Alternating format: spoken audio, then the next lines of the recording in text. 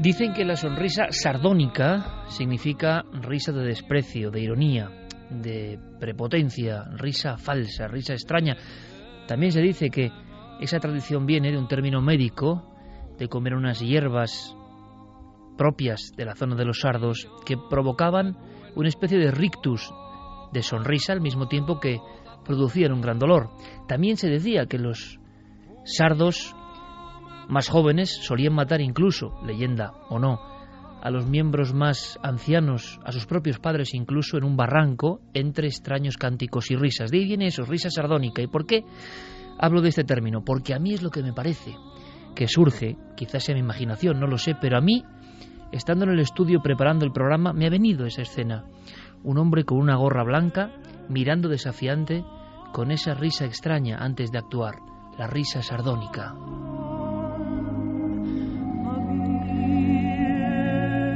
Cerca de él, en esta fotografía que sin duda es la de inicio de esta noche llena de actualidad, llena de conspiración, llena de incredulidad y también llena de asombro ante no solo una serie de acontecimientos, podíamos hablar de Semana Negra en Estados Unidos, sino de cómo incluso nos vemos indefensos para saber lo que es real, irreal, qué noticias son auténticas, cuáles son falsas, qué imágenes están manipuladas, cuáles están teledirigidas, cuáles son realmente libres. Pero en mitad de todo ese increíble torbellino de información aparece esta imagen que seguro muchos de vosotros habéis visto y que ya ha pasado, pues como tantas, por desgracia, imágenes desgraciadas tenemos que ver casi todos los días. Pero esta tenía ese rasgo que a mí me ha dejado un poco helado. Sí, me ha helado la sangre, sinceramente, porque pocas veces yo en mi vida había visto una foto de un terrorista, si es que se descubre y se prueba definitivamente que es él, dejando su carga letal, su mochila, detrás de su víctima, y la víctima es un niño de 8 años, un niño de 8 años que está subido en una verja, en una valla en el maratón de Boston. Ese niño buscaba con la mirada, también un poco preocupado, sin poder entender, sin poder comprender, sin poder, por supuesto, adivinar lo que unos segundos después iba a ser su camino a la muerte, conducido por un fanático. Este niño de 8 años buscaba a su padre entre la multitud que llegaba a la meta en un día de fiesta. Estaba encaramado, con un anorak oscuro, intentaba, imagino, bucear con la mirada entre tantas caras que pasaban deprisa, y al lado su madre y su hermana gravísimamente heridas. Detrás, el hombre de la risa sardónica y la visera blanca, dejando al parecer una bolsa con una olla. Hasta ese momento, sospechoso número 2 por parte del FBI. Esta misma noche hemos descubierto muchas cosas. En nombre de patrias, de banderas, en nombre de soflamas políticas, alguien es capaz, y lo hemos vivido en este país, por desgracia, en todos los países, de matar a un niño. Y quien mata a un niño, evidentemente, mata algo mucho más importante que cualquier patria y cualquier bandera. Mata algo sagrado del confín del universo. Pero parece que no lo entienden. Esa fotografía, la del verdugo cerca de su víctima, en mitad de una carrera popular, a mí me ha puesto los pelos de punta. Ha sido distribuida, conseguida y lanzada al mundo no por periodistas profesionales. Esta es otra de las enseñanzas. Ha sido Twitter, han sido las redes sociales, tan criticadas y tan veneradas, también tan llenas de confusión, la que han radiografiado esa tragedia moderna, que creo que es un paso más en cuanto a la información compleja, conspiranoica, extraña que nos invade.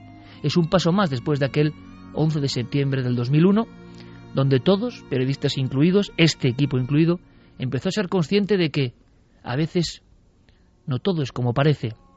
A veces la información, de tan rápida y tan llena de datos, se confunde, se intercala, y en ocasiones somos los receptores los que deseamos conocer, los que nos quedamos con más incógnitas que respuestas. La fotografía es ese niño, un niño que solo tenía 8 años y esperaba a su padre. ¿Qué culpa tendrá él? ¿Qué culpa tendrán tantos niños en diferentes rincones del mundo? Niños que, por desgracia, con la velocidad de las redes sociales, también pasan al olvido de inmediato.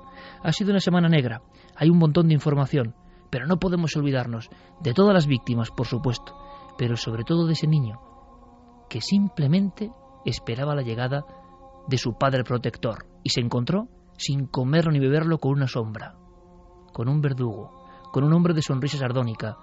¿Con qué mentalidad iba a dejar cobardemente, como hacen todos los terroristas, un artefacto para causar la muerte? Bueno, pues detrás de esta imagen, muchas más cosas, sorprendentes sin duda, alarmantes para algunos sin duda también, las claves que vamos a dar. Pero tenemos que hacerlo. Esta semana está llena de conspiración, llena de enigma, y la analizamos a fondo en vuestro programa, Milenio 3.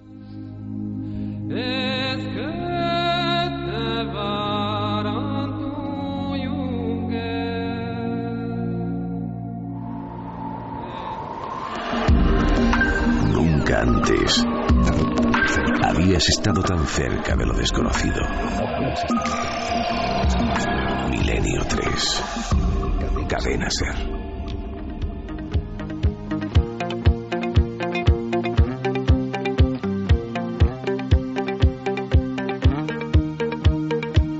Una y 37 minutos, todo el equipo de gala además y bullendo la información. Están llegando datos, documentos, fotografías hasta estas mismas horas, a la 1 y 37, repito. Y yo con Santiago Camacho, y lo podemos decir, ¿verdad, Santi, compañero? Buenas noches. Buenas noches, Iker. Ahora mismo, la última escena que me has mostrado en tu ordenador portátil en la redacción, ¿cuál era?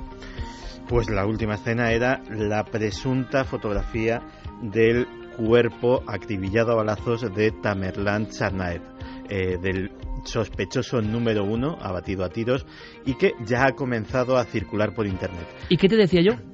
¿Esa o no es? Esa es una gran pregunta. La versión bajo la que se ha difundido es que miembros de las fuerzas del orden que abatieron a este sospechoso sencillamente hicieron la foto y la empezaron a pasar a compañeros a través de correo electrónico con sus smartphones.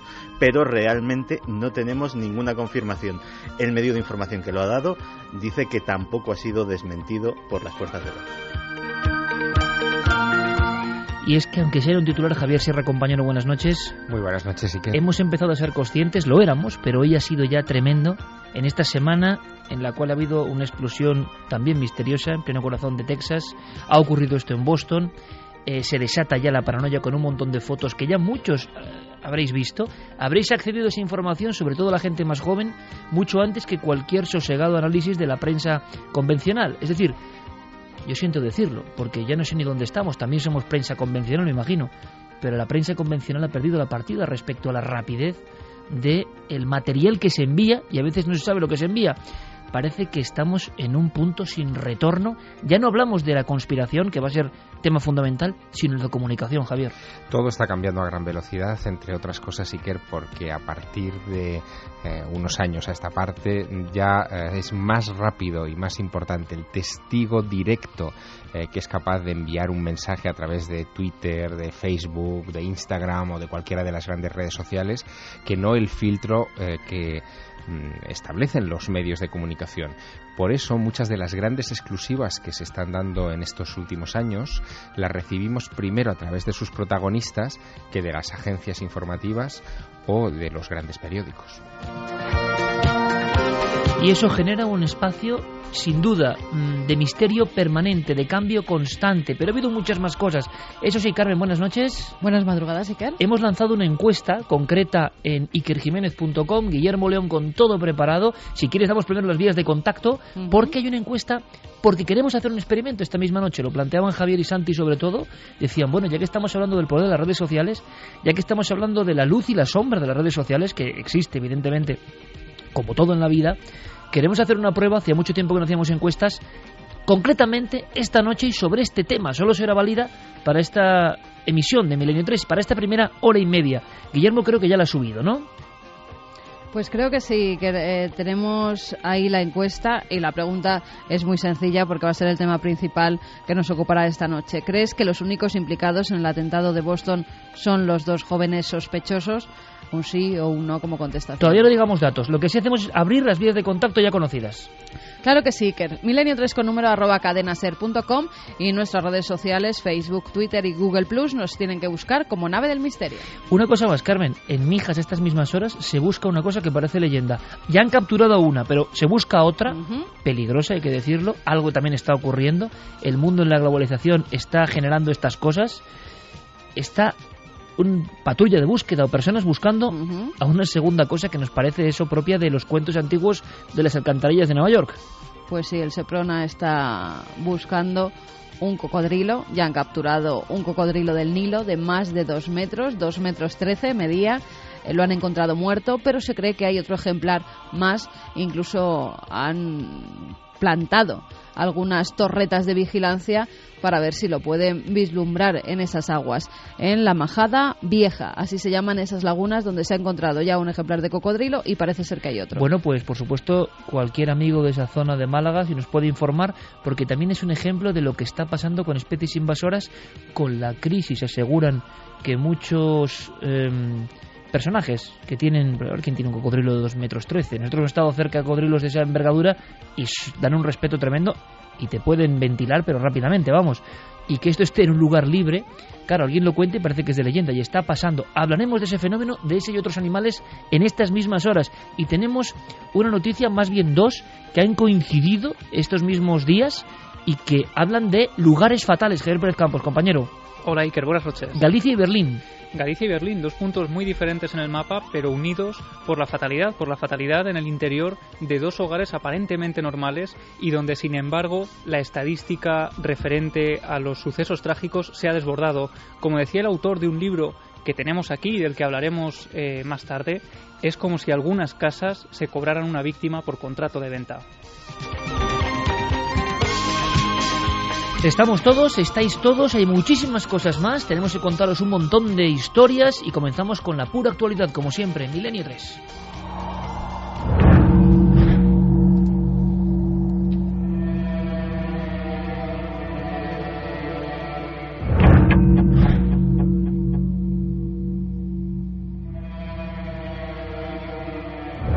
Y 43 minutos con Fermín Agustí en nuestra redacción y con Noel Calero con estos sonidos. Sonidos de misterio y de conspiración, porque esto no es solo un acontecimiento, unas bombas, esto no es solo que esta misma semana haya llegado un sobre con una sustancia terrible, la ricina es una sustancia terrible en busca de Obama de alguna manera. No, esto es que ya el ámbito de la conspiración está llegando a unos niveles como nunca antes habíamos vivido, creo yo. Veréis, esa fotografía del hombre de la risa sardónica y del niño de 8 años, que ojalá descanse en paz, se produce frente al portal 666, también se ha hablado de esto, de esa importante avenida de Boston. La gente de Boston, por cierto, ha dado un ejemplo, La gente de Boston, todos a una, han ido a buscar a los sospechosos, ahora hablaremos más, pero a veces uno se siente empequeñecido viendo ciertas reacciones en ciertos lugares, ¿no?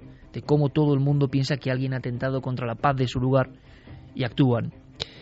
Se ha hablado de atentado de falsa bandera. Simplemente voy a dar titulares. Algunos se alarmarán. Yo no los estoy exponiendo como realidades que yo crea, ni nadie del equipo. Simplemente lo que está ocurriendo, que es el gran fenómeno, lo que está pasando en estas horas, es que millones de personas, cientos de millones de personas, están accediendo primero a esta información que yo estoy dando ahora, antes que a la información, como decía Javier Sierra, sosegada de los medios convencionales. Los medios convencionales, lo siento, pero nos hemos quedado todos en otro plano. La información va por otra vía. Esa información habla de Blackwater, SEALs, otros equipos, atentado de falsa bandera, autoatentado en los Estados Unidos para poder reaccionar en contra del Islam y de ciertas naciones. Esto se está publicando. Fotos dobles donde la misma víctima de un suceso luctuoso ocurrido en un parvulario hace unos meses vuelve a aparecer ahora. Se habla de sospechosos en las azoteas, se habla de un montón de cosas, incluso de la presencia de un misterioso ente, el Mahdi, de el anhelo del pueblo iraní, sobre todo en que vuelva una figura de este tipo que combatiría con el anticristo. Bueno, todo esto, ¿qué tiene que ver? Pues tiene que ver porque, al parecer, hilan estas creencias a uno de los sospechosos, que es el hermano, además, que parece que tiene más influencia sobre el sospechoso número 2, el hombre de la gorra, el de la sonrisa. Bien, todo esto ha ocurrido y mucho más que vamos a conocer. Si queréis, para abrir fuego y que inmediato Santiago Camacho, por supuesto, y Javier Sierra nos cuenten todo lo que van averiguando, y abrimos abanico. Carmen está con un montón de información de lo que está ocurriendo en tiempo real, de la cantidad de fraudes y verdades que se están mezclando, cómo poder llegar a la verdad. Lo primero que me llamó la atención en esta historia de Boston, aparte del drama evidente, es que se publican al día siguiente, compañeros, unas fotografías de unos tipos singulares que parecen paramilitares. Les fotografían una especie de símbolo o de calavera, y yo no sé si les fotografían o se lo añaden con Photoshop, porque aquí estamos ante la gran encrucijada. Ya no solo la información fluye libre por todo el mundo a la velocidad de la luz e impacta en todo el mundo como ningún otro medio soñó jamás, sino que la informática nos permite herramientas que deforman la realidad. Ya no sabemos si el tipo de la gorra estaba allí o no estaba, sinceramente. Parece que sí, pero puede que no, no lo sé. Ya no sabemos si la autopsia de Santiago Camacho que ha mostrado, o me ha mostrado a mí en la redacción, es real o es otro cadáver con otra cabeza, que es la del asesinado en otra perspectiva. Ya no sabemos si la calavera o el símbolo de estos paramilitares era o no es. Bueno, abrimos fuego, de alguna forma, en este asunto, con Enrique de Vicente, que también se hace portavoz, no porque él lo crea, sino que empieza a resumir información que está impactando ahora mismo. Y la primera, y empezamos con eso, compañeros, es los extraños personajes, esto parece lo de JFK, que deambulaban por la zona, han sido fotografiados, y qué significa que estuviesen ahí precisamente minutos antes del estallido de las bombas de Boston. Rápidamente han surgido en Internet dudas de todo tipo y cuestionamientos hablando de terrorismo de Estado y de cosas similares. Pero hay otras posibilidades, y es, por ejemplo, que algún grupo privado haya intervenido para servir a intereses ajenos completamente a cualquier gobierno secreto de Estados Unidos para provocar este incidente. Hay algunas supuestas evidencias que para algunos apoyarían esto. Sobre todo, toda una serie de fotos en las que se observa a paramilitares privados que están actuando en torno al lugar de los atentados. Se ve perfectamente como miembros de una compañía, de una firma militar privada que está perfectamente identificada, que se llama Kraft International, y cuyo fundador es un miembro de los SEAL, es decir, el cuerpo de élite de la Marina Americana, y que tiene en sus gorras un logo que es una calavera en la que dice más o menos, creo recordar, que el terror es la mejor herramienta, algo similar. La cuestión es que vemos perfectamente cómo a estos contratistas están actuando en el sitio donde estallan las bombas, antes y después de las bombas. Van perfectamente uniformados y algunos de ellos llevan, al menos todas las que yo he visto, mochilas a sus espaldas.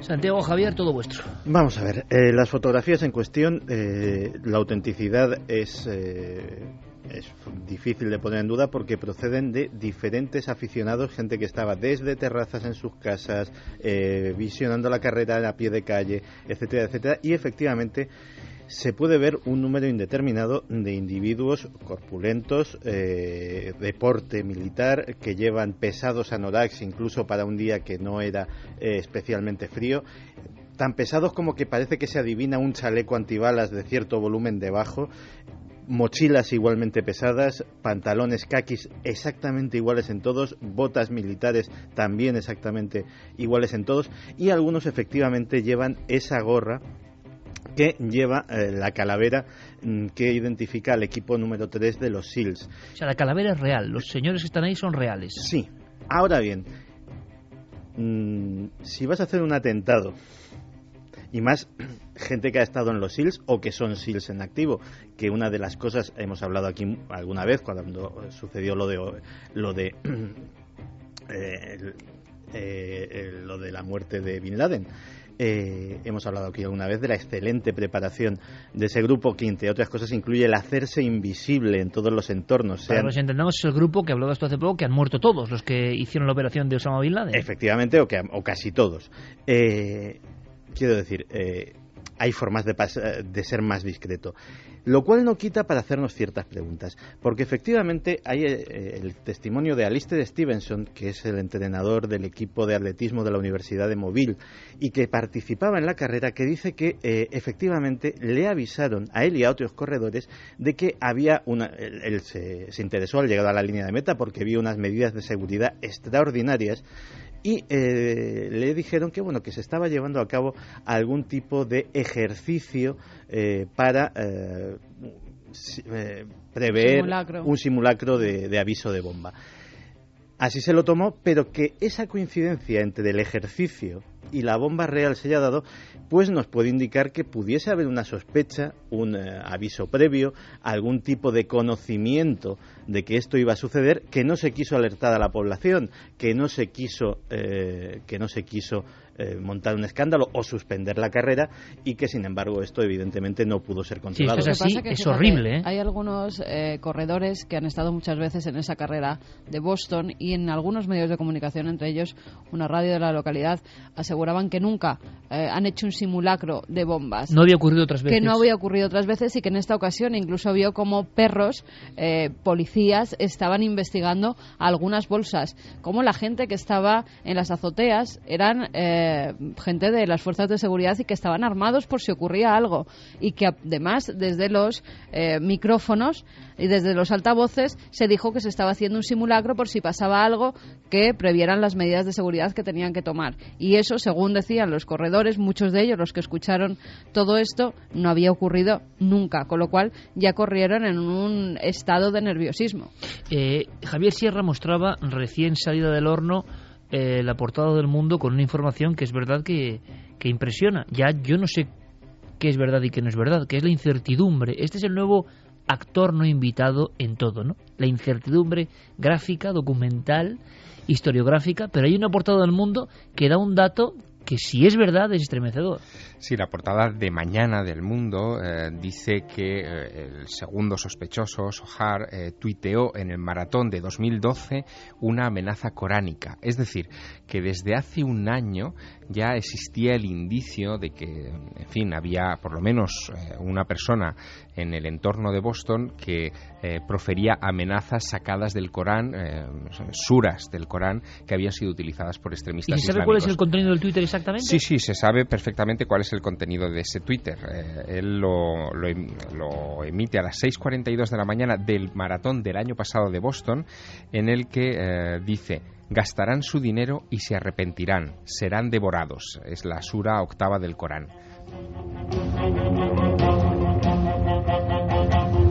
Eso Javier lo escribe él estando en el maratón de Boston, o mientras está produciendo el maratón, refiriéndose al maratón. Horas antes de empezar el maratón del año pasado. Al parecer este mismo joven, porque tiene 19 años, había estado, según las investigaciones del FBI que se han realizado en las últimas horas, tuiteando algunas frases de vez en cuando contra el maratón de Boston desde el año pasado. Exprofeso contra el maratón, porque sí. Te pregunto por qué, porque luego nos contará Santiago también la instrucción vía web de estos dos personajes. Pero claro, que hablen de una sura del Corán, dices en concreto, y que coincide en la fecha con el maratón de Boston contra Estados Unidos, contra el imperialismo, pero claro, que hablen refiriéndose exactamente a esa manifestación popular atlética que es el maratón de Boston, ya te deja un poco... Es más, el 22 de abril del año pasado, el 2012, el propio Yahar ya decía en Twitter: moriré joven, como... si él, en fin, estuviera dispuesto a autoinmolarse, como si quizá el diseño de ese atentado hubiera sido en principio diferente del que hemos vivido en estas horas. Pero esto es como una crónica de sucesos vía Twitter. Es el gran atentado global, de impacto global, donde Twitter tiene un papel, como veremos, fundamental en todo, ¿no? Pero mira, déjame que nos despeguemos un momento de lo que es solamente el caso de Boston, porque en estas últimas horas, y no sé si en esto coincidirá Santiago conmigo, yo tengo una sensación como de déjà vu, de haberlo ya vivido esto. Es decir, durante los atentados del 11 de septiembre famosos de 2001, en fin, los atentados que han cambiado la historia de Occidente, también se produjeron este tipo de anomalías. Es decir, justo después de los atentados... Sin Twitter ni redes sociales, eso sí. Sin Twitter y redes sociales, pero de repente, por ejemplo, comenzó a hablarse de cartas con Anthrax. En esta semana ha aparecido esa carta contra el presidente de los Estados Unidos. Surgen este tipo como de informaciones contradictorias, rumores, como también surge la información de que los servicios secretos norteamericanos estaban siguiéndole la pista a los pilotos del 11S desde hacía meses, y aquí de repente acabamos de saber, porque esto es una información de Reuters de hace unas horas, que el FBI seguía por instrucciones de los servicios secretos rusos a estos dos jóvenes que ya habían hecho manifestaciones, en fin, antiamericanas, y al ser de origen checheno habían despertado las suspicacias. Es como un bucle, en Rusia. Sí, exactamente, es como un bucle. También hemos sabido que el primer sospechoso, Tamerlán, estuvo unos meses antes del atentado en Rusia, en Chechenia, parece que instruyéndose, estas son cosas que el FBI ha divulgado en estas últimas horas, instruyéndose para cometer este atentado. En fin, todo esto... Lo que pasa es que dejaron de lado toda la investigación. Exacto. O sea, se llegaron a entrevistar con él. Como en el 11S. Hicieron preguntas. Bueno, es que es lo mismo sabían, que el 11S. Claro, es lo mismo. Sabían que iba a viajar a su país. Sabían que tenía cierta conexión con grupos terroristas. Y aún así, carpetazo, cierran el asunto... Y mira, y luego pasa lo que pasa. Noticia de última hora, porque ha salido exactamente hace menos de 60 minutos. Dice: Obama ha convocado al Consejo de Seguridad Nacional para continuar reuniendo, textual, la información con el fin de responder a las preguntas que aún no han sido resueltas, que no se han... Que son muchas. Dirimido satisfactoriamente, y son muchas, ¿no, Santiago? Son muchas porque vamos a situarnos de una forma racional. Estamos hablando de dos jóvenes norteamericanos, es decir, Tamerlán era un adolescente cuando llegó a Estados Unidos, su hermano era un niño pequeño, fueron socializados, crecieron, se educaron, hablaban evidentemente el idioma perfectamente y se han radicalizado y han llegado a este punto dentro de los Estados Unidos. No es gente que haya pasado penurias en un campamento en Palestina, no es gente que le hayan caído las bombas encima en Libia, no es gente que haya tenido que pasar una guerra en Afganistán. Es gente que ha vivido toda su vida en la comodidad de los Estados Unidos. Perdona, Santi, un apunte. Lo que se está diciendo de Tamerlán, del mayor, él es verdad que llega unos meses antes a Estados Unidos. ¿Sabéis qué día dicen en las redes que le dan la nacionalidad? El 11 de septiembre del año 2012. Sí, simbología, que ya tampoco sabremos nunca si es real o no, porque el Festival de la Confusión, Carmen, está llegando a unos límites que creo que nunca... Es la diferencia. ¿Recuerdas que en el 2001 yo creo que fuimos en la primitivísima ikerjimenez.com de los primeros en contar cómo aquella profecía de Nostradamus era un error sobre las Torres Gemelas y el 11S? Como las fotografías estaban trucadas, las de las Torres Gemelas que parecía que salía una cara, pero como claro, el helicóptero que decían que había sido la última filmación era falso. Parece que eso es arqueología comparado con la influencia ahora mismo de Twitter y de las redes sociales. Y a mí sí me gustaría, de verdad, esta noche, saber vuestra opinión, porque ya solo con ese sondeo vamos a tener una percepción. Podemos dar primeros datos de encuesta, eso sí, para ir viendo un poco la votación por dónde va. Y me imagino, porque he visto así como muy fugazmente la gráfica y creo que el resultado, yo creo que es como me esperaba. Vamos a ver si varía o no. Yo no sé si es como esperaban nuestros compañeros Santiago y Javier. Pues mira, la pregunta es: ¿crees que los únicos implicados en el atentado de Boston son los dos jóvenes sospechosos? Sí, 15,7%, no, 84,3%. Por lo tanto, la incidencia en la mente colectiva, en el arquetipo del inconsciente colectivo de este tipo de informaciones no puede ser tomada ya como una minucia, como una marginalidad, como cuando Santi tocaba estos temas de la conspiración en 2003 al hacer su primer libro. Han variado mucho las cosas y de repente esta información, Javier, esta información salta en impacto colectivo respecto a la información supuestamente sesuda, seria, diplomática.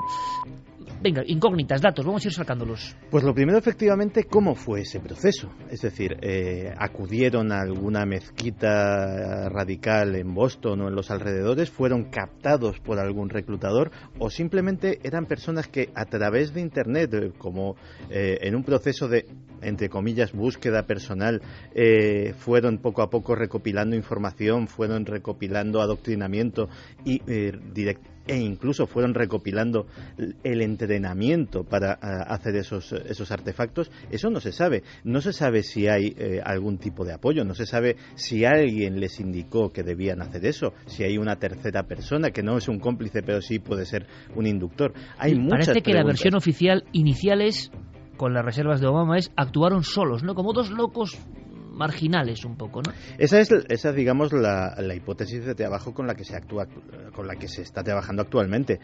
Pero es una hipótesis endeble desde el punto de vista de que no explica exactamente eso, cómo dos jóvenes americanos de ascendencia chechena llegan a este punto.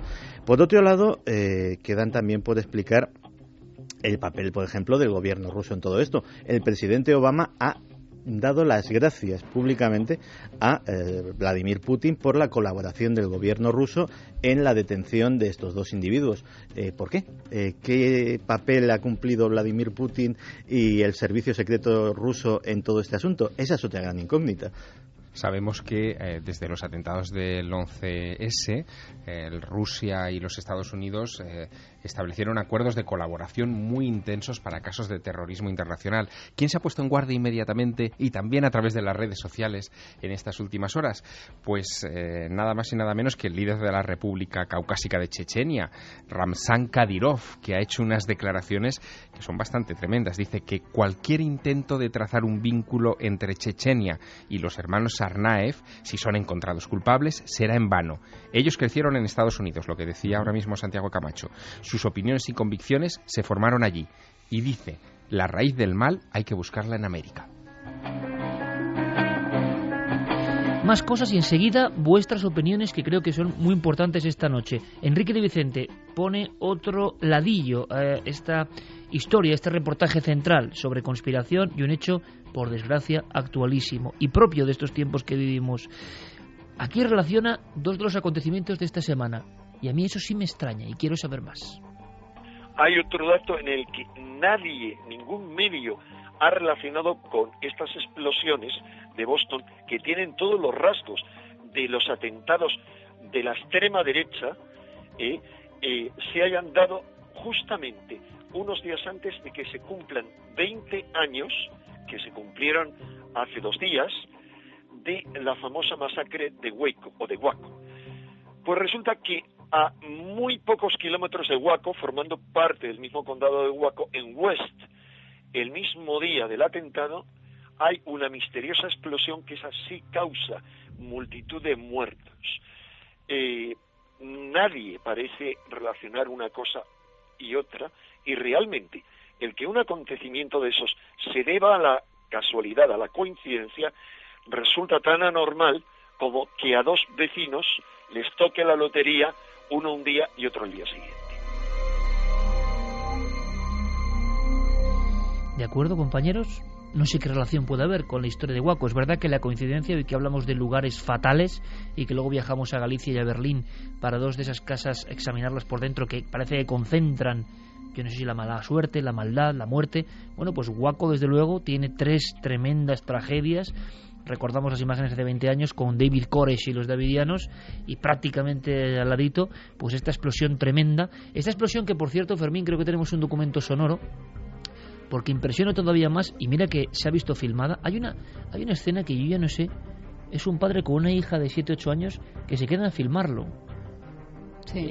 Pero tú dices, ¿pero qué padre se queda a filmar una explosión, una fábrica que está en incendio? Sí, claro, pero un incendio con unas llamas de una dimensión impresionante y en una fábrica. O sea, lo lógico es poner pies en polvorosa y más por tu hija que por ti, pero se quedan ahí filmando y la onda expansiva es que les da de lleno.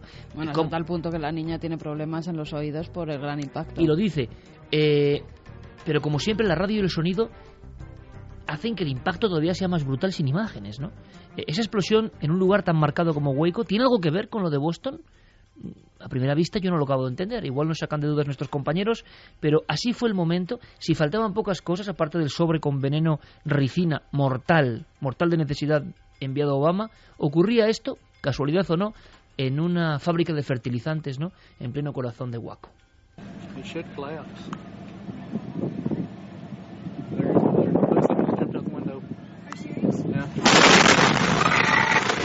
Oh, you okay?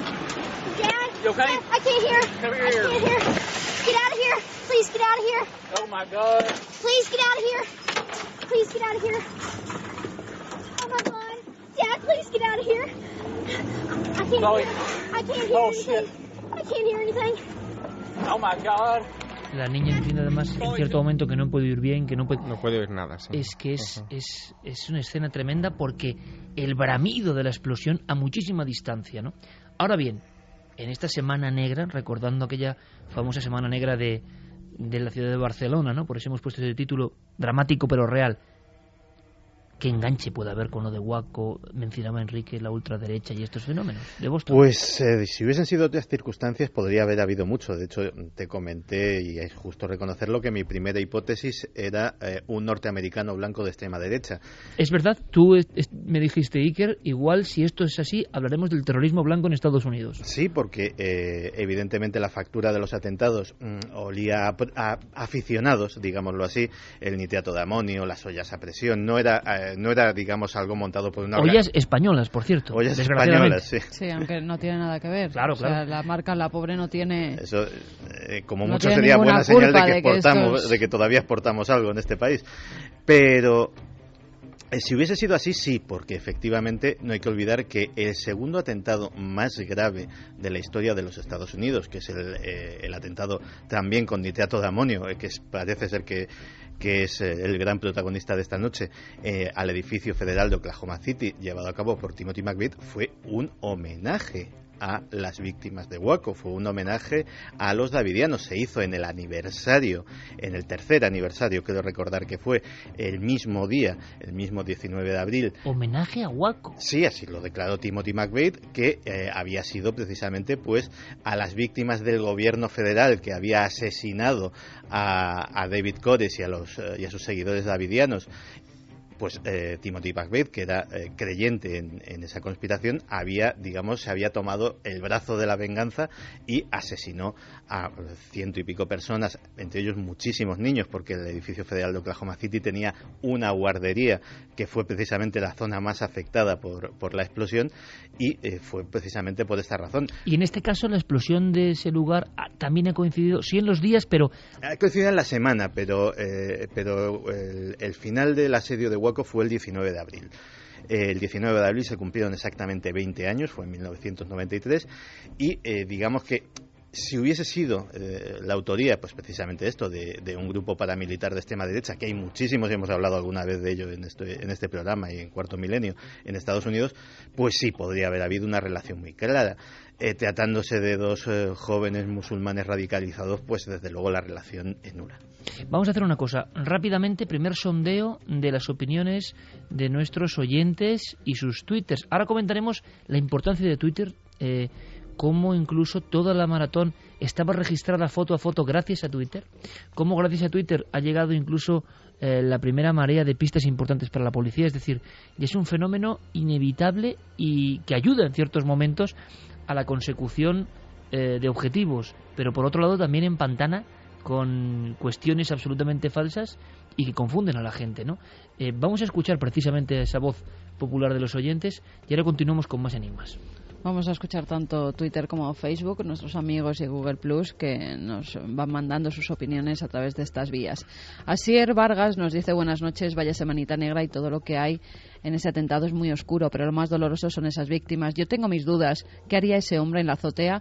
Un saludo a todo el equipo. Yo lo sé. Vale, primera clave, hombre de la azotea. Es que además la propia audiencia va sacando claves, códigos, se habla, y recuerdo, por cierto, yo creo que a compañeros de programas deportivos, por ejemplo como Punto Pelota, que yo lo estaba viendo, me sorprendió la cobertura que hicieron, muy pegada a la actualidad, y yo quiero felicitarles sinceramente. Y hablaban en ese momento, claro, yo luego creo que también todo estaba llegando en tiempo real, ¿no? Y por lo tanto muchas veces se dicen cosas por la propia aceleración, pero hablan de una persona que huye en una azotea, ¿no? Y creo, claro, ya no sé qué es verdad y qué no, que era el Santiago Camacho, entre comillas, de aquel edificio, ¿no? Pues sí, el famoso hombre de la azotea no identificado ya ha sido identificado. El edificio donde estaba ubicado era la sede de IDG Noticias, que nuestros oyentes aficionados a la tecnología conocerán bien ese medio, pues especializado en noticias tecnológicas, etcétera, etcétera. Pues los empleados de IDG Noticias tienen un acceso a la azotea que utilizan ¿para qué? Pues en sus tiempos libres de trabajo, se sacan un cafetito, se fuman un cigarrín. Por eso digo de Santi Camacho, que sale ya a la magnífica terraza de la 8ª planta, charlan, lanza su pitillo. Charlan un rato y vuelven a la tarea.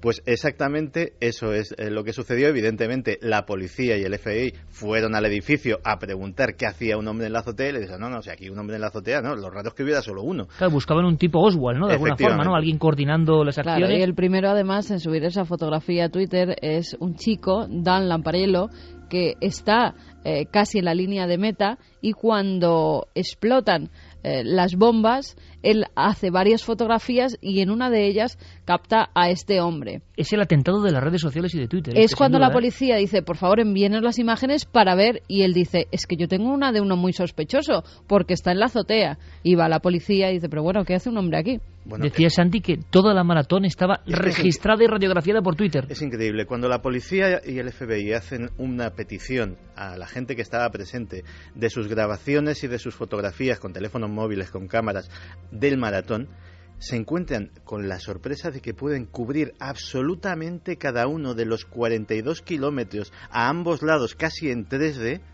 y que no se les escapa una sola persona del público. Todos estaban registrados.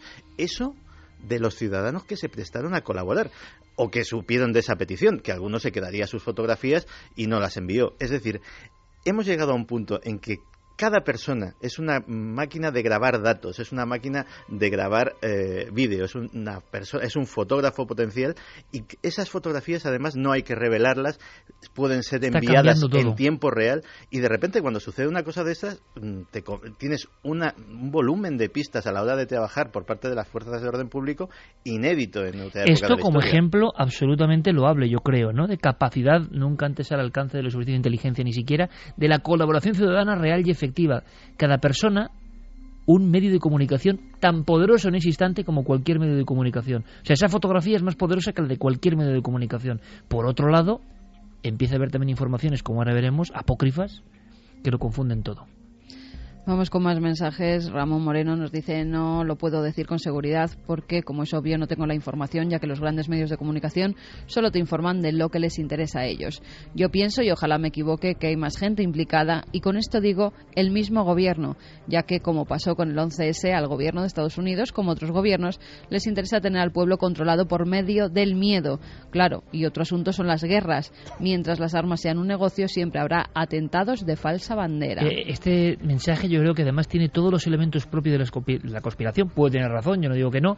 Es sorprendente que alguien piense que un gobierno va a atentar contra niños de 8 años, pero bueno, uno va a la historia y también ve atrocidades que se han hecho. No sé si de esa magnitud, pero hay un elemento que destila ese mensaje, que es lo que comentaba Javier en la redacción. Ya nadie se fía, y esto es un cambio de paradigma. Un absoluto cambio de paradigma. En este mundo de la red y de lo digital, para bien o para mal, yo no quito ni pongo, ser un medio oficial tienes las de perder, porque no te creen. La fractura, además, tiene otra vez una fecha que ya ha salido en esta mesa de trabajo esta noche, que es la del 11 de septiembre de 2001.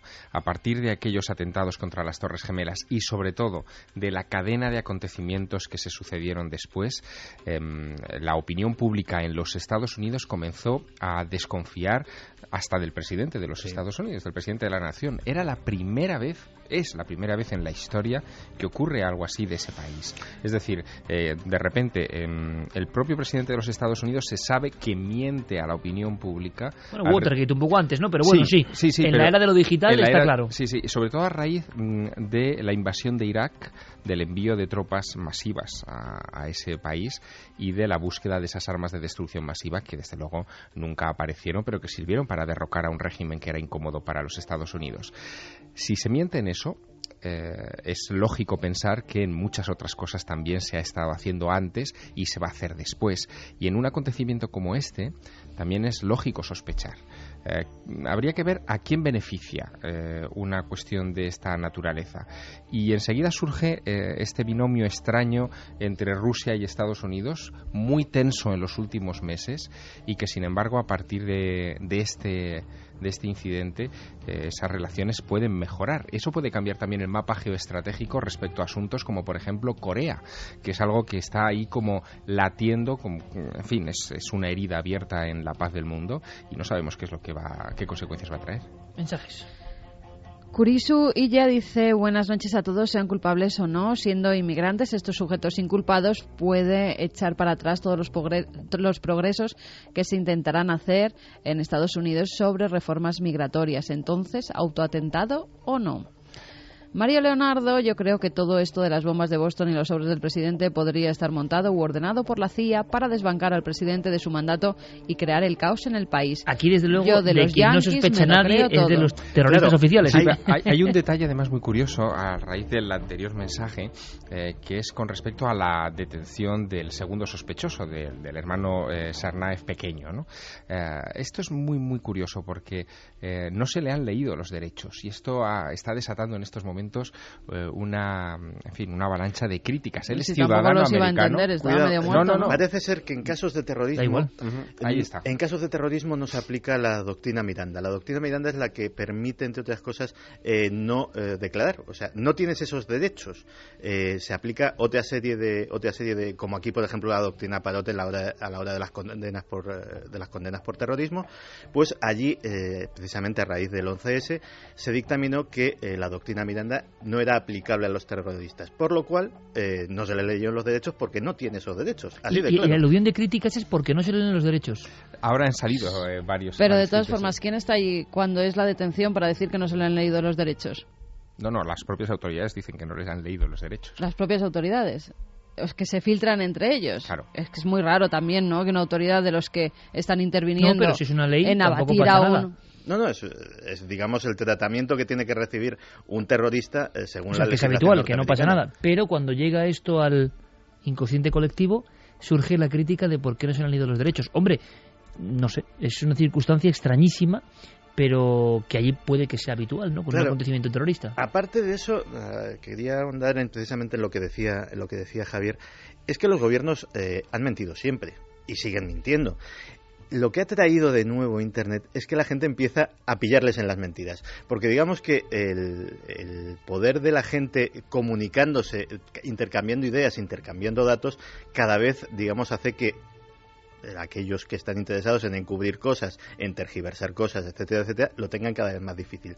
El problema es que ya se les va pillando a todos en tal cúmulo de cosas que ya la gente no se cree absolutamente nada. Claro, y también ni siquiera en casos justificados. Y también, como tú dices muchas veces, Santi, se llega el giro a dar de una forma tan radical que cualquier terremoto en el mundo es obra de Harp. Sí, ya no hay terremotos naturales, todos son creados por los servicios de inteligencia. Entonces, claro, estamos dando ya la vuelta a la madeja de una forma impresionante. ¿Y dónde queda? Decía el sabio griego, ¿no? En el justo medio está el buen término, de alguna forma, pero de verdad que yo creo que esto se nos escapa un poco a todos de las manos.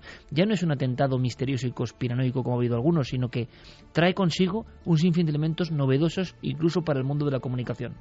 Miquel Aldama dice: según el Boston Globe, el hermano mayor de los dos sospechosos de las bombas de Boston viajó hace varios meses a Rusia y, según sus compañeros de boxeo, recordad que los dos hermanos querían distinguirse en algo y lograr la nacionalidad americana por medio del deporte, el hermano mayor regresó de Rusia totalmente cambiado y con otro carácter totalmente diferente al que tenía antes del viaje. Hay una fotografía, vamos a contar varias cosas, pero hay una que es como otro de los grandes iconos ya de la desinformación, pero que se ha retuiteado por millones de veces.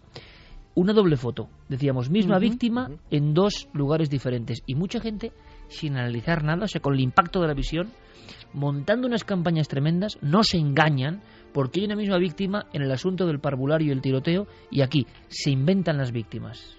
Sí, hay una doble fotografía. A mí me llegaba y me quedaba un poco impactada porque es cierto que esa fotografía salió en el tiroteo de Sandy Hook. Era la directora del colegio, la primera además que sale cuando oye un ruido. Ocurrió hace unos meses. Y pues ese muchacho es una de las primeras personas, de las primeras profesoras y en este caso directora, que mata en esa escuela. A la vez salía una fotografía más de cerca al lado diciendo que esta chica había salido declarando que estaba en la maratón de Boston y que ella había vivido las bombas. En principio había unos Twitter que te ponían que era víctima. Cuando ya salieron las fotografías de las 3 víctimas se descartó que fuera una de las víctimas, pero luego se decía que era una persona que había intervenido por la radio y que era la directora de la escuela Sandy Hook. La realidad de todo esto, hubo una confusión. En este caso, la directora de Sandy Hook sí que habló, pero porque había varios padres, varios miembros, además también de la escuela, que estaban corriendo la maratón de Boston precisamente en honor de los niños y de los profesores que murieron en esa masacre de la escuela. Entonces hubo un error y se puso la foto de la antigua directora a la que habían matado. Se empalmaron dos fotografías y he recorrido el mundo con una gran fuerza diciendo víctimas falsas. En ambos acontecimientos, porque esto ya se comentó y dio la vuelta al mundo. Que a mí sinceramente, a mí te digo, con una foto de una niña con Obama me parece ya tan delirante, ¿no?, que haya gente que crea esto, pero bueno, que había víctimas falsas en aquel acontecimiento. Sí, de hecho, mira, el sitio web más conocido y más prestigioso sobre el tema de leyendas urbanas, que es snopes.com, ya tiene registradas una docena de leyendas urbanas desmentidas sobre precisamente el atentado de la maratón de Boston. No ha pasado ni una semana. Para que te hagas una idea de hasta qué punto, digamos, el conspiracionismo barato, por llamarlo de alguna manera, empieza a aprender en Internet. Los primeros tweets de carácter conspirativo empezaron a surgir, se empezaron a detectar 24 minutos después del estallido de la primera bomba. O sea, 24 minutos después de la primera deflagración ya hay teorías de la conspiración. Sí. A día de hoy, si uno hace la búsqueda en inglés de Boston Marathon Conspiracy, le salen 208 millones de resultados en Google. Ya esto ya es tan conocido y ya empieza a ser tan viejo y empieza a ser tan habitual que ya hay hasta gente que se preocupa porque esto no se convierta en un circo, como por ejemplo el ciudadano anónimo que ha comprado el sitio web bostonmarathonconspiracy.com y que simplemente lo ha comprado para dejar este cartel: he comprado este dominio para evitar que lo haga algún chalado de las conspiraciones. Por favor, tengan en consideración a las víctimas y a sus familias. Pero esto quiere decir que la nube negra, o a veces clara, porque a veces clarifica, de la conspiración, ya es un elemento, como decía yo antes, que no es cosa de locos, que no es cosa de 4 bloggers que iniciaban sus historietas hablando de detrás del 11S y demás. No, no. Ya es un elemento fundamental. ¿Por qué? Porque va mucho más allá de la información oficial. Va a la información que importa a la gente. Tienes un documento en la mano. ¿Por qué? Sí, ¿por qué? Porque a raíz de lo que comentaba Santi, en Facebook se publicó también pues un muro 2 días antes de los atentados en el que se decía: nuestros pensamientos y oraciones están con todos los implicados en los atentados de Boston. ¿Has dicho? 2 días antes. Y ahora yo vuelvo a añadir, como le decía Santiago Camacho, y esto nos lo tenemos que creer, yo no me lo creo, yo creo que hay una manipulación. También hasta qué punto la mente humana llega a ser retorcida para hacer gracietas o para intentar conseguir cierta popularidad o que se hable de esto generando ese tipo de cosas con tan mal gusto. Bueno, hay una que es absolutamente demencial, que es la manipulación de un capítulo de la serie de dibujos animados Padre de Familia. Ha circulado ese vídeo por internet y es un capítulo en el que no sucedía eso, pero para llamar la atención sobre una presunta profecía en Padre de Familia del atentado de la maratón de Boston, un capítulo que acababa con que efectivamente el protagonista, Peter, activaba una bomba que derribaba un puente hablando por el teléfono de un terrorista, pues se han manipulado esas imágenes para que parezca que eso sucede en la maratón de Boston y así pues poder difundir la leyenda urbana de que esto ha sido así. ¿Por qué ahora ocurre algo que es sorprendente? Y quiero además, Javier, que nos cuentes algún detalle del siguiente corte de Enrique de Vicente, que es potente porque ya mete el mundo de las creencias islámicas y es muy interesante. Pero claro, ya no es que la información corra supersónica y le dé igual. Sí que hay un cambio importante y algunos grandes de esa conspiración, no sé si de barata o deluxe, no lo sé, pero ya lo informaban y me parece muy interesante. Internet homogeneiza todo, ya nadie es más que nadie, ya un gran medio en Internet pues puede tener más o menos impacto dependiendo de la noticia, no del medio que sea. Ojo, y esto hace que todo cambie. Todo ha cambiado y quien no quiera verlo le va a pillar la marea. Pero lo interesante o lo inquietante es que también ha cambiado la herramienta con la que cualquier persona desde su propia casa puede modificar un capítulo de Padre de Familia, puede colocar una fotografía falsa, puede cambiar una cabeza de una autopsia o puede poner una gorra donde no está y mandarlo de inmediato al mundo virtual con una audiencia de miles de millones de personas. Esto es un territorio con unas posibilidades infinitas, para bien y para mal, como siempre.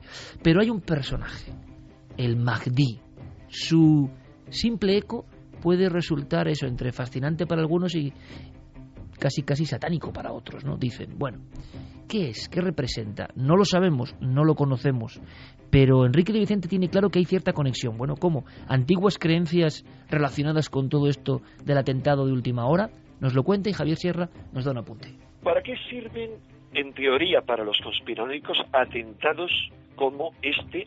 Es muy simple, para provocar una guerra contra el islamismo radical, porque todos los prospectivos calculan que en cosa de medio siglo, si no se le frena de forma radical, el Islam podrá haber conquistado la práctica totalidad del planeta.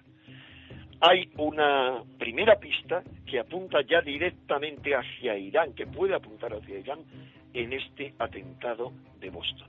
Y las televisiones han dicho que este muchacho estaba obsesionado por la idea del Mahdi. El Mahdi es el Mesías que espera el Islam y al que esperan de forma ferviente el presidente Ahmadinejad y muchos dirigentes de Irán, que aparecerá para combatir al anticristo occidental y instaurar otra forma de Islam. 2:26. Tenéis las vías abiertas, por supuesto, a través de Nave del Misterio, en Facebook, en Twitter, en Google+. Una encuesta que, ¿cómo va, Carmen? Lo comentamos para saber exactamente en cada momento si esa balanza se ha movido o no se ha movido, o sigue todavía el platillo de uno de los lados de la conspiración. Muy poquito. ¿Cómo es? Sí. Volvemos a repetir la pregunta, Iker. Todo el que quiera puede votar en ikerjimenez.com. La pregunta es, ¿crees que los únicos implicados en el atentado de Boston son los dos jóvenes sospechosos? Se ha movido nada, porque no un 84,2% y sí un 15,8%. Casi hay 1.000 votos, más de 1.000 votos dados hacia el lado de la conspiración. Si esto tiene algún tipo de viso o de certeza sociológica, es tremenda, ¿eh? Pero Javier, en este mundo digital, en este mundo de redes sociales, en este mundo cambiante absolutamente y que genera un nuevo universo a partir de ahora, desde luego, nos estamos dando cuenta, todavía tienen fuerza los viejos mitos, los viejos símbolos, las realidades un poco daimónicas que decimos, ¿no? De lo ancestral. Y en el Islam también existe. Que sea una cultura iconoclasta no quiere decir que no tenga esos mitos poderosísimos, ¿no? En ellos creen dirigentes muy importantes. Sí, bueno, mencionaba a Ahmadinejad, Enrique de Vicente, pero es que el FBI en este caso, siguiendo este caso de Boston, ha cerrado ya una cuenta de YouTube de Tamerlan Tsarnaev, donde él había hecho públicos varios vídeos en los que hacía apología de todas estas ideas. Esos vídeos ahora mismo están en proceso de estudio y ya aparecen esos nombres clave. Por lo tanto, en fin, se puede pensar que efectivamente había ciertos rasgos de fanatismo islamista detrás de todo esto. ¿Cuál es el problema? Pues que de nuevo se pone en riesgo las relaciones con islámicos tradicionales que no tienen nada que ver con estas ideas extremistas y que no llegarían en ningún caso a plantear una ofensiva de esta naturaleza. Pero bueno, este tema nos va a llevar a una situación bastante comprometida en las próximas semanas. Y luego un comentario, Iker. Antes comentábamos el asunto de que ahora un solo hombre a través de las redes sociales puede inyectar una información y cambiar un poco el panorama de la realidad. ¿Qué es lo que buscamos? Es decir, ¿qué es lo que buscan la mayoría de internautas que tienen redes sociales y que buscan de alguna manera darse a conocer a través de ellas? Buscan lo mismo que los grandes medios de comunicación: audiencia. Y esa audiencia se consigue en base muchas veces a exageraciones, a manipular exageradamente imágenes, vídeos, sin importar demasiado, porque ahí no hay códigos deontológicos ni profesionales, sin importar demasiado lo que se haga, y también ayudando a sembrar de caos y de información espuria en las propias investigaciones de los expertos, ¿no? Los vídeos de Tsarnaev son información útil, pero si aparecen más vídeos manipulados relacionados con este asunto, van a entorpecer indudablemente, van a ralentizar la investigación y pueden, que esto es lo más grave de todo, pueden llevar a conclusiones equívocas en una cuestión que empieza a ser sensible. lo que parte de dos jóvenes de 26 y de 19 años, de repente puede afectar a relaciones internacionales importantes. Santi, aunque sea en un fragmento, por favor, pero la instrucción, el aprendizaje, el fanatismo o no de estos jóvenes, si es que se descubre que son estos jóvenes, y yo lo digo porque yo ya no sé nada, es decir, y llega un momento en que uno ya no sabe nada, parece que sí, pero claro, ¿lo sabremos alguna vez? ¿Lo sabremos dentro de 50 años? ¿Dentro de 50 años saldrán los papeles que nos dirán que no eran estos jóvenes o que estaban, ojo, adiestrados por alguien? El adiestramiento, por lo que parece, no ha ocurrido en ninguna mezquita, en ningún local concreto. Tampoco es un adiestramiento del mundo físico, es un adiestramiento digital. Como en tantos otros casos, hay quien habla, y no sé si era Bestringe, precisamente le he leído en alguna entrevista, hablar del fracaso absoluto de políticas de inmigración de este tipo, por ejemplo en Francia, y que este era otro ejemplo, decían. Yo no lo digo ni lo pongo ni lo quito, digo que he escuchado esta, y me pareció interesante, ¿no? Jóvenes de tercera generación ya, o de segunda generación, que en el fondo, a raíz del adiestramiento por Internet, saltan como un resorte buscando esas raíces o sobre todo ese fanatismo, ¿no? Aquí todo lo que habían hecho era estudiar o imbuirse de ciertas páginas que deben estar muy bien hechas, me imagino, porque parece que atrapan, que estimulan y que fascinan, ¿no? Por un lado, las páginas donde se adoctrina en las formas más radicales, más incitadoras al odio del Islam. Y luego, evidentemente, mismamente el artefacto que se utilizó, la bomba de olla a presión, hay una página web que lleva a Al-Qaeda oficialmente. Evidentemente no se puede encontrar por Google, forma parte de esa deep web de la que hemos hablado últimamente, y donde se detalla con absoluta precisión, con vídeos instructivos, cómo se fabrica esa bomba. Es decir, no solamente que cómo se pone el explosivo, cómo se pone el temporizador, cómo se pone el detonador, sino incluso cómo se cogen elementos. Si no quieres llamar la atención, si no quieres ir a comprar una sustancia controlada, como puede ser el nitrato de amonio, no de repente compras unos sacos de fertilizante y tienes que dejar tu nombre en Estados Unidos, sino cómo a través de cosas que puedes encontrar en tu armario de la cocina, cómo extraer los productos químicos adecuados para fabricar ese explosivo. Y todo eso, si sabes cómo, está a 2 clics de distancia. Es decir, no es tan difícil. Bueno, fíjate, a raíz de lo que decía Santi, salieron también unas imágenes de unas cámaras de seguridad que teóricamente habían sido grabadas unos días antes por alguien, también con gorra, que iba a comprar unos productos químicos y que no se los vendieron, que podía ser una tercera persona implicada en el atentado, la que consiguió esos productos que podían luego explosionar. La realidad, se ha sabido que son unas imágenes de cámaras de seguridad de una fábrica que robaron en 2011. O sea, que son imágenes completamente antiguas que no tienen nada que ver con los atentados de Boston.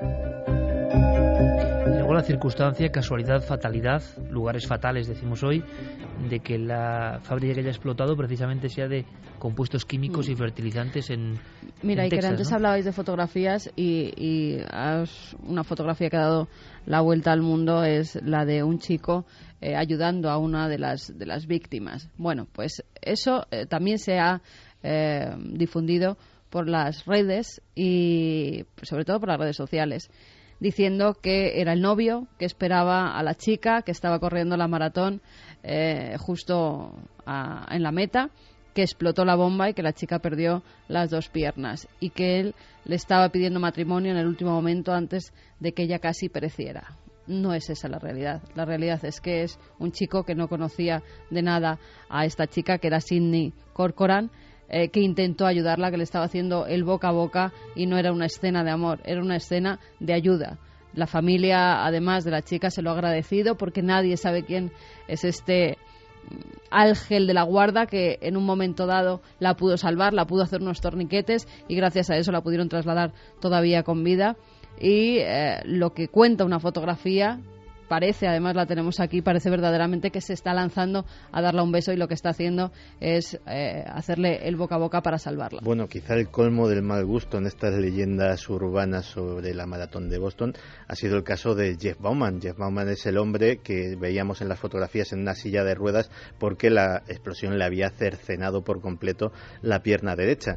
Después empezó a correrse por las redes sociales el bulo de que en realidad se trataba de un hombre llamado Nick Vogt, que era un soldado que había perdido la pierna en Afganistán y que se había prestado como doble o como actor, figurante para escenificar la falsa bomba de la maratón de Boston.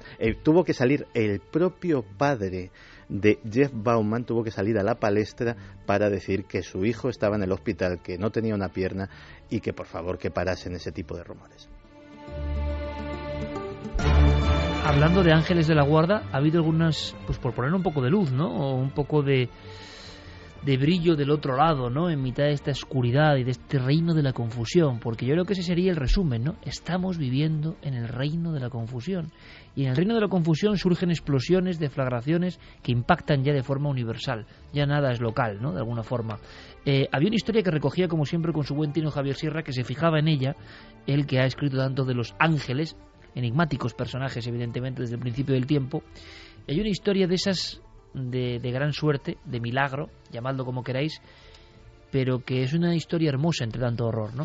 Sí, es la historia de dos jubilados de West, en Texas, justo la ciudad donde ha estallado esta empresa de fertilizantes el pasado martes, que contaban sus aventuras, en fin, lo que les ocurrió en esas horas de la tarde del pasado martes 16, de una manera muy peculiar. Ellos dos son católicos y aquella tarde tomaron su pick-up, su furgoneta, para ir a la parroquia para hacer los ejercicios espirituales a los que estaban apuntados, y cuando salen de misa ellos se dirigen hacia su casa, que está solo a 2 manzanas de la fábrica.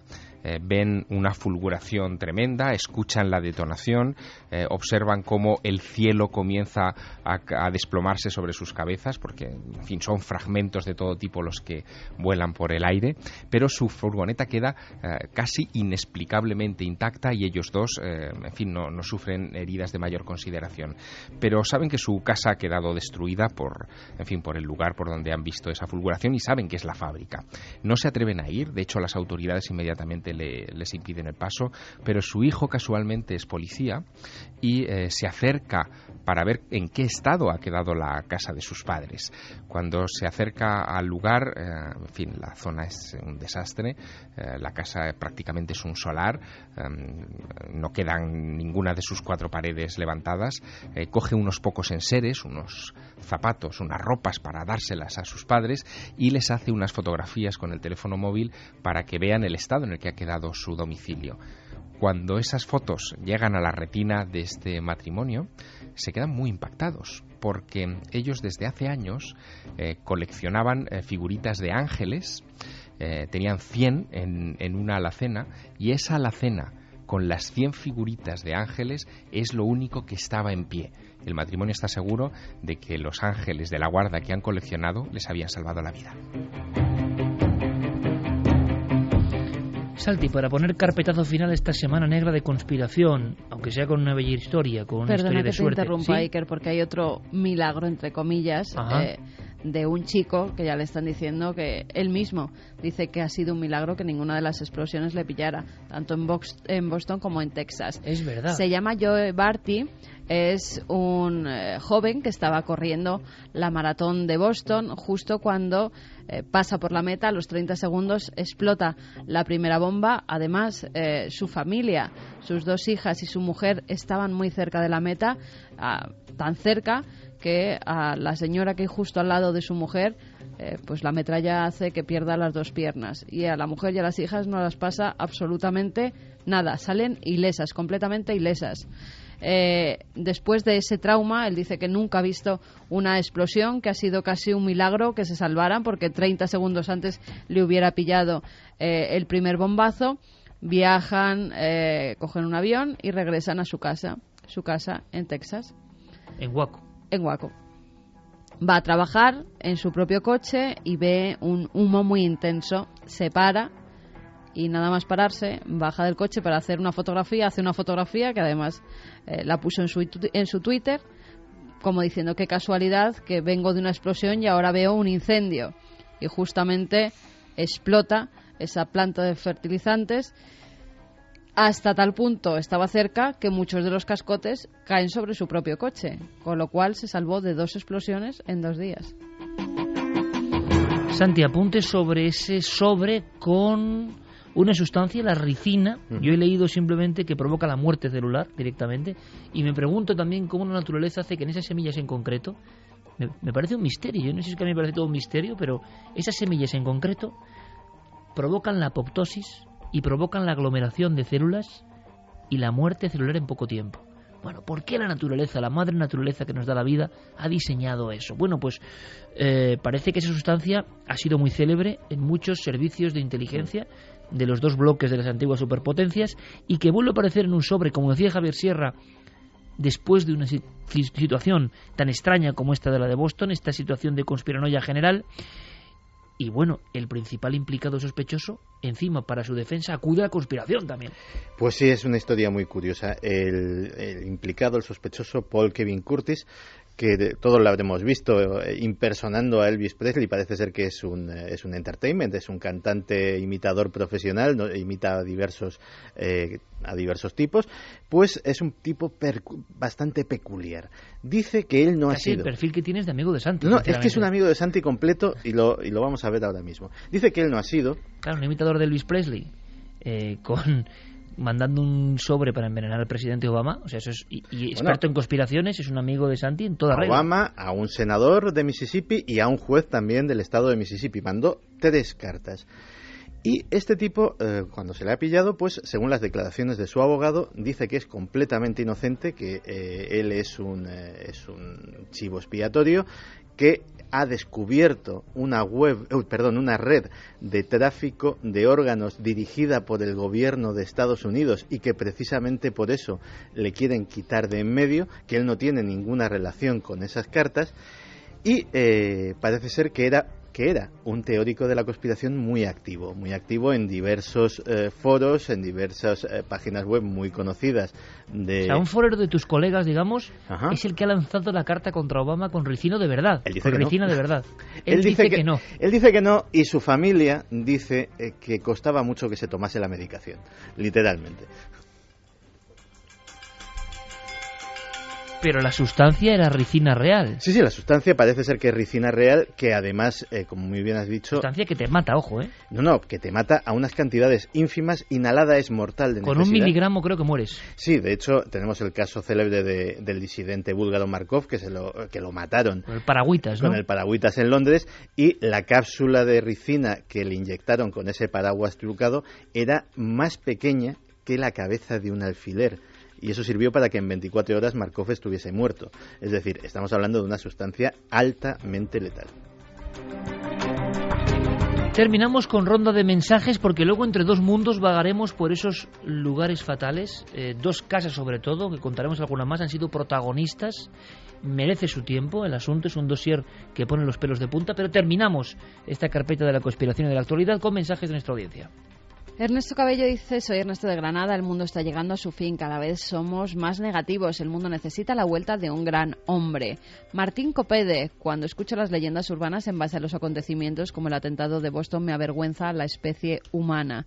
Susana Pérez: con tantas manipulaciones, montajes, bulos y falsas leyendas, ya no sabes qué creer. Miguel Ángel Cabral nos dice: hola, buenas noches milenarios. Sobre los atentados de Boston me llama la atención que si hubieran sido unos terroristas chechenos, como aparentan ser, habrían tenido 1000 oportunidades de causar el máximo de víctimas posible, pudiendo detonar las bombas mucho antes, cuando había mucha más gente en las inmediaciones. Pero igual no lo tenían tan fácil. No era, posiblemente sí era uno de los momentos de mayor afluencia. Ten en cuenta que después de la primera media hora es cuando entran lo que se suele llamar los charity runners, los que van allí, digamos, por pasar el rato, que son casi la mayoría. Es decir, están los que ya han llegado, los deportistas profesionales, etcétera, etcétera. Luego es cuando llega el grueso del pelotón, que son los aficionados, y precisamente es en ese momento cuando eligieron para detonar. Sí, porque yo recuerdo la imagen de un viejecillo, ¿no?, que se cae además por la explosión. Sí, que se convierte en la imagen de la tragedia, ¿no? Sí. Miguel Ángel decía: esa espera al final de la carrera revela para mí que no había intención de causar el mayor daño posible, sino minimizar las posibles bajas, y eso para un unos terroristas no cuadra. Autoatentado, falsa bandera, muchas dudas, como estáis relatando. Jesús García Blanco, preguntarle a Santi si ve relación entre el atentado de Boston y la aprobación de la ley CISPA de vigilancia cibernética a los usuarios de Internet. Hombre, en principio sería un argumento a favor, pero desde luego no. Si está apuntando a que sería para favorecer. ¿Qué es esa ley, Santi? Es una especie de. Sí, es una ley, digamos, para intentar controlar un poquito más precisamente este tipo de cosas, sobre todo personas que accederían a contenidos potencialmente peligrosos para la seguridad nacional, entre otras cosas.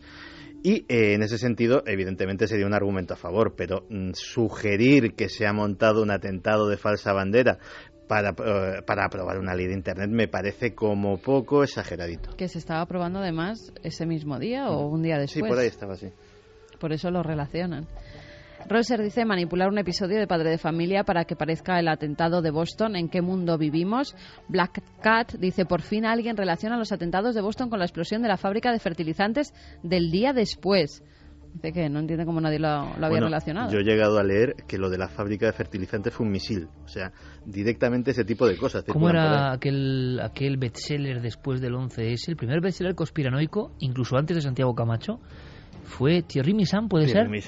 Que hablaba de un misil de hecho, está mal decirlo, pero ese libro llegó a España gracias a mí. Yo fui quien puse otro de tus amigos, ¿no? A los editores que, por cierto, en la pista de aquello. No se ha vuelto a saber de él, ¿no? Tú eres un poco su... No, sí se sabe de él. Thierry Missan sigue siendo el responsable de la red Voltaire, que es un medio de Internet muy prestigioso. Claro, yo le había perdido la pista, pero tú en tus círculos lo tienes perfectamente fichado. No, y te puedo asegurar que amigo Thierry, que en el entorno conspiracionista o conspiranoico, Thierry Missan es de los personajes de más acrisolado prestigio en cuanto a la exactitud de las cosas, o al menos lo argumentado de las cosas que dice, o lo soportado por pruebas. Un día me vas a contar los diferentes baremos y fases del mundo de la conspiración. Antes has dicho conspiración de baratillo. ¿Y cuál es la más acrisolada o la más deluxe, no? Mira, ¿y tú dónde estás? Y ya me pregunta, o sea, dentro del ranking quiero saber, pero eso me lo cuentas otro día. ¿Dónde está Santiago Camacho con la bandera de España? Fíjate, ¿Es Santiago Camacho? En la conspiración de Baratillo y Thierry Missan serían exactamente los dos extremos. Es decir, digamos, la máxima calidad. Thierry y la es un mínima. lord en el mundo de la conspiración. Thierry es un tipo que realmente merece la pena de ser seguido, no solo por los aficionados a esto, sino por la población en general. Pero España no volvió a ver ningún éxito de Thierry Missan. Y también es curioso, ¿no? No, realmente en el mundo editorial aquello fue un bombazo, y de hecho en la editorial de Marra me lo siguen agradeciendo todavía que les diese aquella idea, pero efectivamente luego no ha sido ningún bestseller por aquí.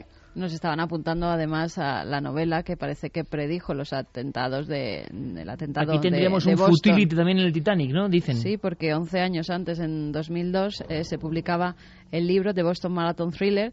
Es un corredor profesional, corrió muchas veces en la maratón de Boston, y un día corriendo dice que sintió temor por si alguien ponía una bomba, que qué pasaría.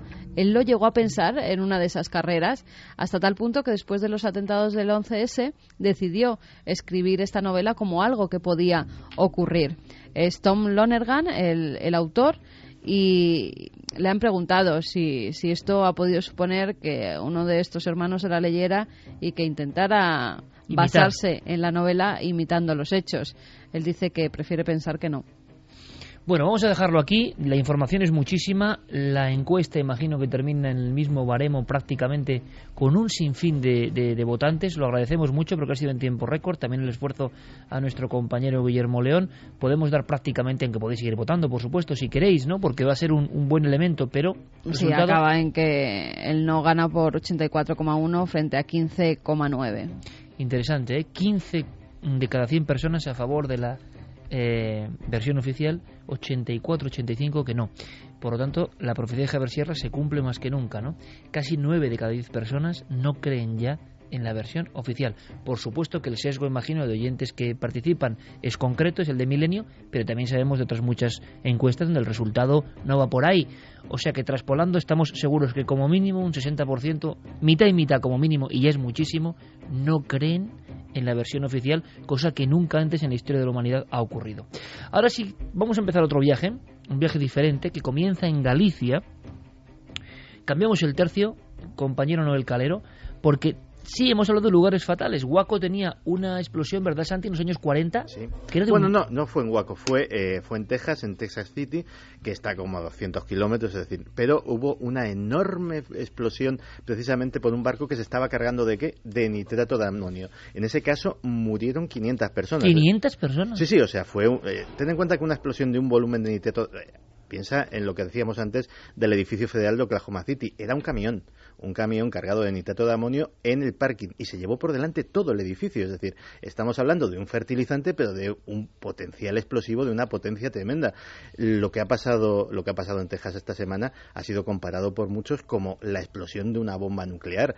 Y de hecho, a nivel de kilotones, sería equiparable a una bomba nuclear pequeña, una bomba nuclear táctica. Es que impresiona mucho el bramido, el impacto es tremendo, incluso lo hemos puesto antes en el audio, es tremendo. Y pasó en el 93 la matanza del rancho de los davidianos de David Koresh. Pero curiosamente, en estos últimos días, casi como hecho forteano, ¿no? Pero que se repite, pero no se suele contar. Hace un tiempo, ¿verdad, Javi?, teníamos la historia de la calle de Tres Forques en Valencia, donde ha vivido una sucesión de hechos extraños.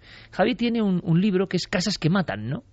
Sí, lo tengo por aquí. Es un libro que, de estos libros complicados de encontrar, que de pronto salen en medio de una librería antigua de Madrid y que nos llaman la atención, ¿no? Y de repente descubres que el libro está lleno de historias desconocidas, de historias extrañas, muy brevemente contadas, pero que se puede ahondar en ellas y sacar cosas absolutamente interesantes. Libro de aquella colección, Javier, tú te acordarás perfectamente, Fontana Fantástica. Claro, mítica. Mítica, absolutamente. De Martínez Roca. Uh-huh. Exactamente, que traía libros de Francia, de Roger de Lafont, y que eran tremendos. Bien, pues todo esto que parece como de un mundo antiguo se ha convertido de alguna forma en realidad.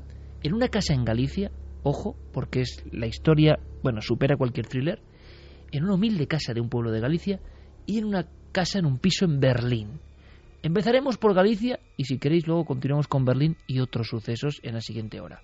Vamos a Galicia porque es noticia, porque aparece primero, como siempre ocurre, ¿no?, tenuemente, de alguna forma casi disimulada, de esto no se habla. Claro, cuando suceden algunos hechos ya va ocupando espacio en los diarios regionales.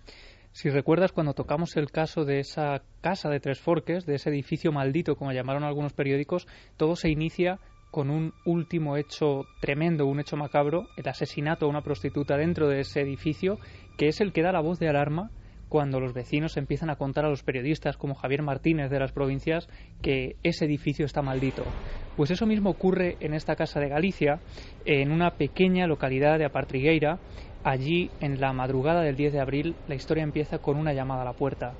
La persona que abre la puerta a medianoche es Miguel Paz Fernández. No se sabe a día de hoy quién es la persona que llama. Lo que sí se sabe es que le recibe con un gran mazo con el que le destroza el cráneo prácticamente a las puertas de esa casa, e inmediatamente después se llevan el cadáver solo unos 300 metros de ese lugar donde es encontrado al día siguiente. Inmediatamente los medios de comunicación se ponen en contacto con las autoridades de la zona para conocer qué es lo que está ocurriendo allí, y allí acude Susana Luaña, de La Voz de Galicia, que es la periodista que da la voz de alarma y que es la primera que se encuentra con esos vecinos hablando de una casa maldita en Galicia.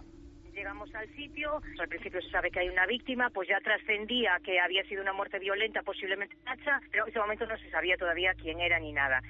Y más o menos media hora después, pues ya los agentes que estaban por allí y la policía ya empezamos a oír que estaba identificada, que era un joven de Ailla, que es un sitio cerca del lugar donde apareció el cadáver, y que vivía de alquiler en una casa allí cerca. Y cuando fuimos a la casa, porque efectivamente estaba como a 300 metros de donde había aparecido el cadáver, pues ya nos empezaron a contar, incluso los propios agentes decían, pero ¿cómo otra vez aquí?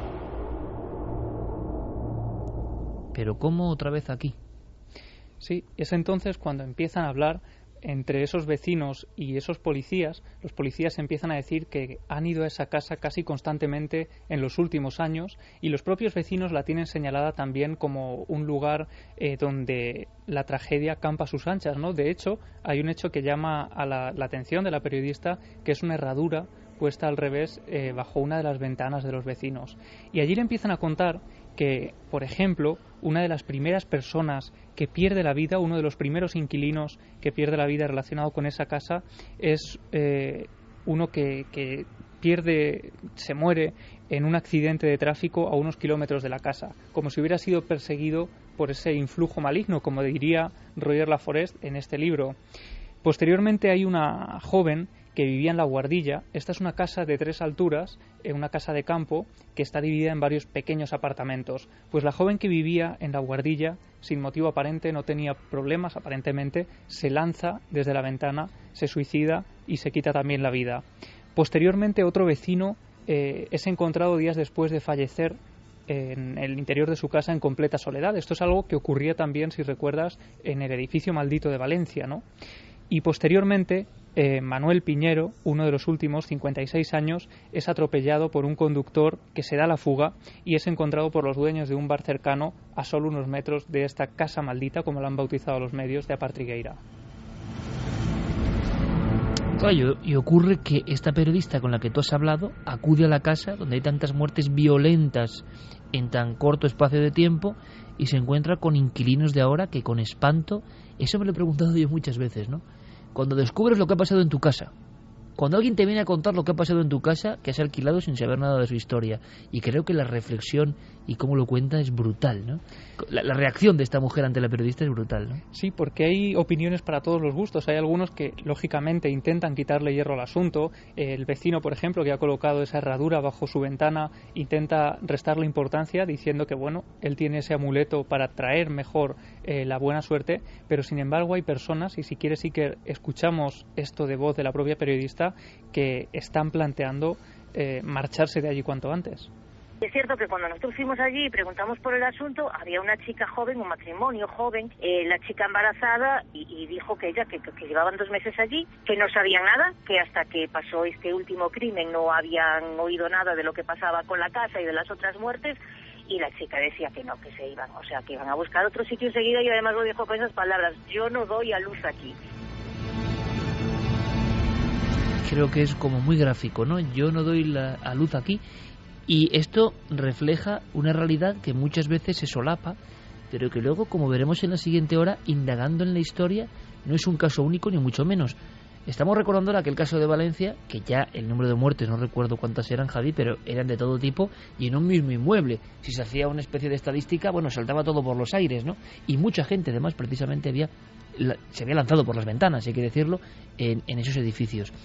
El investigador Jesús Genaro, ¿no? Una persona influyente en este ámbito de Valencia, hablaba de lugares depresivos, y a mí eso me llamó siempre mucho la atención. Lo conocí el término a raíz de esa investigación en Tres Forques, Valencia, y ahora, de alguna forma, el ranking macabro es tomado por esta casa en Galicia. Jesús Genaro, que sin duda es uno de los investigadores que más se ha metido en estos ámbitos también, ¿no?, de la psicología, y decía que efectivamente desde los primeros asentamientos en Europa se conocían este tipo de lugares que llamaban a la fatalidad, que llamaban a la muerte, lugares, según sus palabras, en los que los animales iban a morir, que los pastores esquivaban porque sabían que sus ovejas no daban la mejor lana, que sabían que eran lugares donde se incitaba la agresividad de las personas, donde se producían cambios de humor que podían llevar a la propia depresión y a cometer estos crímenes.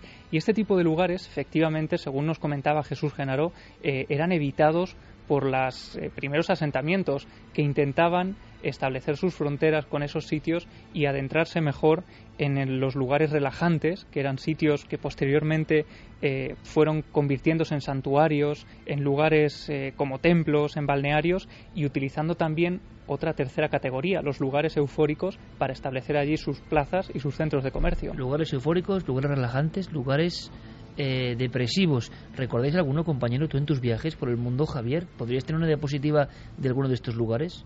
Eufórico, relajante, y sobre todo por aquello de lo que vamos a seguir contando después de las noticias con nuestros compañeros, lugares depresivos.